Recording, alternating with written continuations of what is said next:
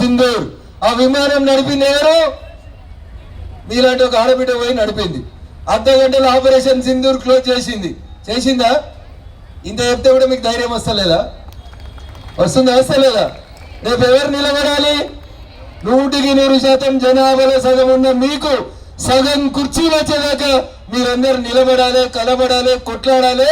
మంచిగా అన్న అక్క అని అడిగితే వినకపోతే మాది మాకు వచ్చేదాకా మేము ఊకోమని చెప్పి కొట్లాడాలి. దానికే మిమ్మల్ని అందరినీ ముందుకు రమ్మని అడుగుతున్నాం. రేపు మహిళా రిజర్వేషన్ రాగానే మా జిల్లా అధ్యక్షుడు నేను పోటీ ఎత్తలేను కదా, మా ఆవిడ ఏం చేస్తా అనకుండా, రేపు రఘునందన్ రావు వాళ్ళ కూతురు చేస్తా అనకుండా మీలోంచే చైతన్యవంతమై మీరే ముందుకొచ్చి మీరే నిలబడాలి, మీరే నాయకురాలు. అట్లేటువంటి నాయకులకి భారతీయ జనతా పార్టీలో మాత్రమే అవకాశం ఉంది. ఒక సుష్మా స్వరాజ్ చూడండి, మన నాయన ముఖ్యమంత్రి కాదు, ప్రధానమంత్రి కాదు, అయినా తను ఎదిగొచ్చింది.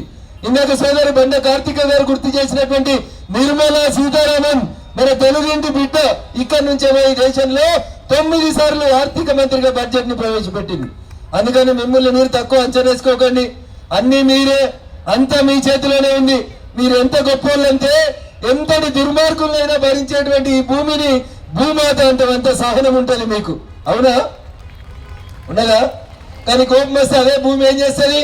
2గా జీలి దుర్మార్గులందరినీ లోపల కప్పేసి ఏం తెలియనట్టు మళ్ళీ అమాయకంగా నిలిచి, అవునా? అందుకని ఆ భూమాతకున్నంత ఓర్పు మీకుంది.